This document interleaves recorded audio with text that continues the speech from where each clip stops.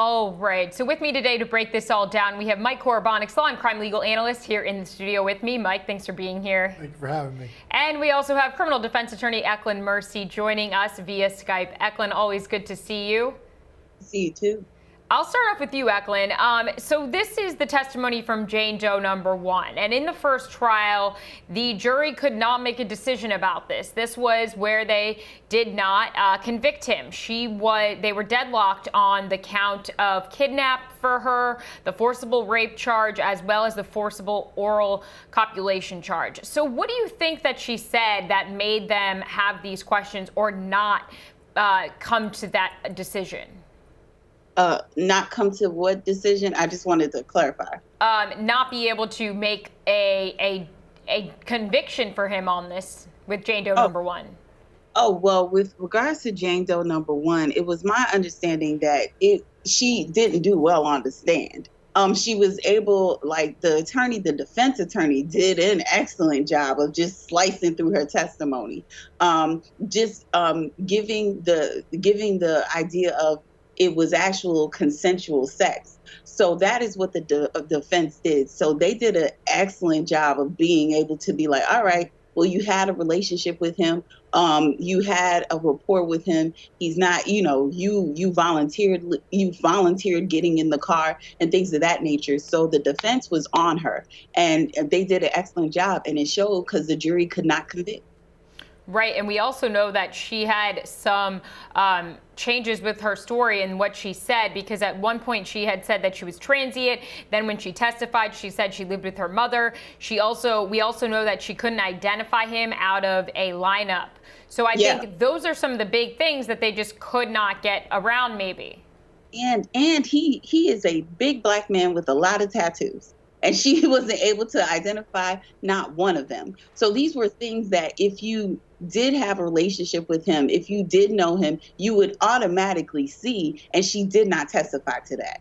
Right. Okay, Eclyenne, thank you. Mike, do you agree with that? I think, as Eclyenne said, a lot of the holes that came out in her testimony, the defense was able to just poke through. Well, it appeared she was in a cross-examination. She didn't stand up well, but I still am a little perplexed because as she was giving the testimony, her direct testimony, it seemed like such a violent act. She talks about blood. I mean, it really was pretty graphic in her details. So I don't know what the jury was thinking about, because there might have been some inconsistencies. But I think the prosecution, I really think, dropped the ball a lot in this case, because I think they concentrated so much on the defendant as opposed to the victims. Because these victims, at least the first few we've heard today and have gone over, had one common thing, and one common thread was they were all vulnerable in the fact that they were transient, going through. I mean, that's a pattern. Right. And I really think the defense sort of, the prosecution was so afraid of the defense that they didn't try their own case. Interesting. All right, well, let's go on to listen to Jane Doe number 1 during the cross-examination. All right, so this is interesting. The witness there actually identifies her own lawyer as Winslow, which is kind of, I'm assuming, maybe a red flag to the jury that she couldn't, again, pick him out when she's in the same room as him. So I ask you all again, what are some of the issues do you think that the jury had with this, Mike? I don't know. I thought, I might have misheard. I thought she did identify him because she said the one next to him is Winslow. And I wasn't clear on that. She picked out Winslow's attorney and identified him as Winslow. I mean, that's a detriment to any prosecution case when, you're saying you were so intimate with somebody or right in front of you, they caused all this trauma in your life, yet you can't identify him. It's not a good look. And I'm surprised that the prosecution didn't filter that out before presenting her in front of the jury. Mm-hmm. And we know that, this is obviously, we're going to hear these women testify again. Except for one of them, I believe we'll hear all of them again. When you have a retrial, how does that play in here? Because obviously the prosecution has maybe a different plan this time, and the defense might know what to expect. Well, in this case, I wouldn't bet on any witness appearing until they take the stand.